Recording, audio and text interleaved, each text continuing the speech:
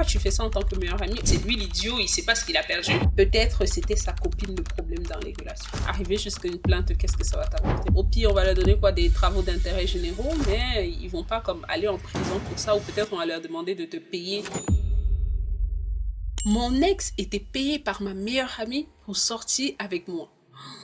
Aïe aïe aïe. Ok. Hello mes ball people, on se retrouve aujourd'hui pour des dramas d'amitié. Avant de continuer la vidéo, rassure-toi d'être abonné, de liker et surtout laisse-moi un commentaire pour me dire ce que tu en penses de ces histoires et je me ferai un plaisir de te répondre. Entrons dans le vif du sujet parce que moi j'ai trop hâte de savoir ce qui se passe. C'est qui cette meilleure amie qui paye un copain à sa meilleure amie? Ça va être chaud bouillant.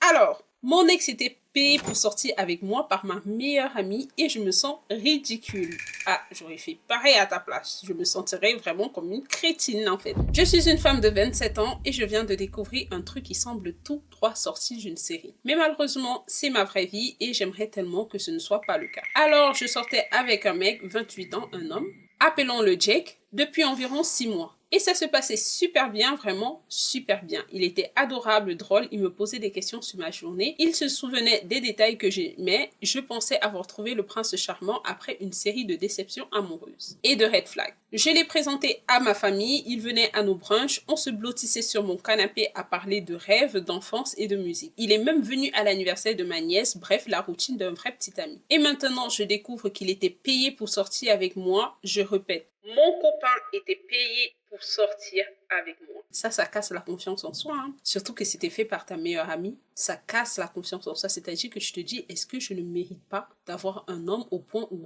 il faut qu'on paye un pour qu'il puisse me supporter, pour qu'il puisse être avec moi? Ça, c'est pas bien. Je sais pas ce qui a pris la meilleure amie de faire ça, mais vraiment, si tu aimais vraiment ton ami, je n'allais pas faire ça. Bref, continuons parce que peut-être il y a des raisons. Et devinez qui le payait? Pas une émission de caméra cachée. J'aurais préféré que ce soit le cas. Pas une arnaque, pas un pari entre potes, ma meilleure amie depuis le lycée, littéralement, appelons-la M, comme Marie-Jo. Apparemment, après ma dernière rupture qui m'avait vraiment affectée, et croyez-moi, ça l'a été, elle a décidé que j'avais besoin de me sentir aimée à nouveau. Alors, au lieu de me soutenir ou de m'amener un week-end entre filles comme tout le monde, elle a décidé de me trouver un copain. Elle connaissait Jake d'une soirée et lui a proposé de l'argent pour me remonter le moral et me faire me sentir spéciale à nouveau. Et le pire, il a dit oui, un gigolo en fait. Limite, c'est un gigolo, mais même pas un gigolo. Je pense que le mec, c'est un escorte. Parce que là, accepter de sortir avec quelqu'un pour de l'argent, si t'es pas un escorte, t'es quoi? Tu peux même pas être un gigolo parce que les gigolos, ce sont des gars qui draguent des femmes beaucoup plus âgées et ils sortent avec elles pour avoir une certaine facilité ou une certaine aisance dans la vie. Mais les escortes, vraiment, c'est quelqu'un qu'on paye pour passer du temps avec. Donc c'est ça. Parce que les escortes, elles sont pas forcément de l'autre côté, vous voyez, comme des pros. Elles sont pas forcément ça. Les escortes, c'est juste qu'elles sont là, elles sont belles, elles sont présentables et elles passent du temps avec toi et vous n'êtes pas obligé d'aller jusqu'à faire des choses un peu bizarres. Donc apparemment, pour le bon prix, faire semblant de tenir à quelqu'un devient facile. Une amie commune a lâché le morceau après avoir trop bu et quand j'ai confronté M, elle n'a même pas nié. Oh là là, ça c'est triste. Elle a essayé de transformer ça en une soirée de gestes d'amour bizarres. Tu avais l'air si heureuse, je voulais juste que tu retrouves confiance en toi. Confiance? Tu croyais vraiment qu'une fausse relation dans mon dos allait améliorer mon estime de moi? Et Jake, il a essayé de faire croire qu'il avait des sentiments. Au début, c'était juste pour l'argent, mais après, j'ai vraiment commencé à t'apprécier comme si ça changeait quelque chose. Tu as quand même menti, tu as quand même encaissé l'argent chaque semaine comme si c'était un boulot. Pendant ce temps, je tombais amoureuse de quelqu'un qui n'a jamais existé. On a couché ensemble, on a eu de vraies conversations et maintenant chaque instant me paraît sale et faux. Je ne sais même plus ce qui était réel. Est-ce qu'il aimait mon rire?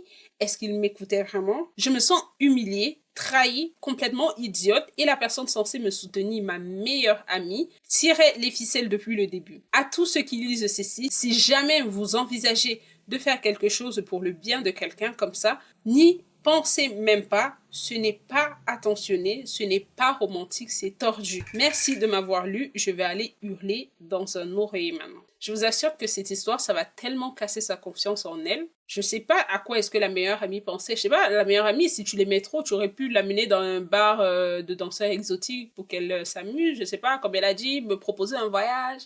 Je sais pas, proposer, aménager chez moi pendant 1 ou 2 semaines pour que je me sente moins seule. Mais faire un truc comme ça, c'est pire parce que là, elle sera encore plus dévastée que lorsqu'elle était dévastée après la rupture. C'était vraiment pas intelligent de la part de l'amie, en tout cas. Donc, on va aller dans les commentaires pour voir ce qui a été dit.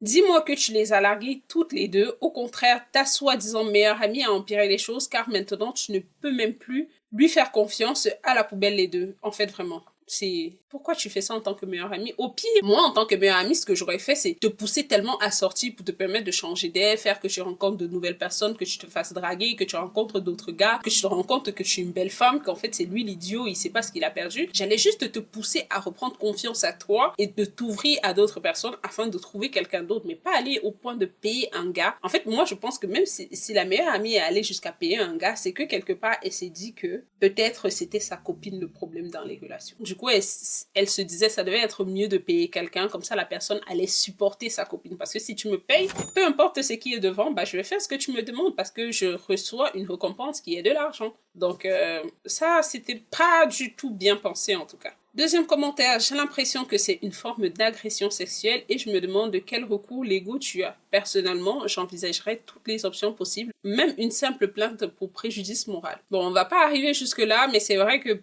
ça pourrait te permettre de mieux faire ton deuil ou de te convaincre que tu as eu gain de cause ou que tu as pu te venger de ce qu'on t'a fait, mais arriver jusqu'à une plainte, qu'est-ce que ça va t'apporter en fait? Tu vas plus comme dépenser de l'argent pour passer devant un tribunal et pour la finale, quand on donne même pas un jugement, au pire on va leur donner quoi, des travaux d'intérêt généraux, mais ils vont pas comme aller en prison pour ça, ou peut-être on va leur demander de te payer pour te dédommager pour un dédommagement moral ou mental. Mais bon, après, ça, le fait est déjà fait, quoi. Et surtout qu'après, quelque part, tu as aimé la personne, le monsieur, il dit qu'il a commencé aussi à t'aimer, mais bon, ça n'empêche que le début de tout ça était un peu du fake. Donc, c'était tout pour aujourd'hui. Je vous mets ici des vidéos que vous pouvez aller regarder et me donner vos commentaires et je me ferai un plaisir de vous répondre. Bye bye!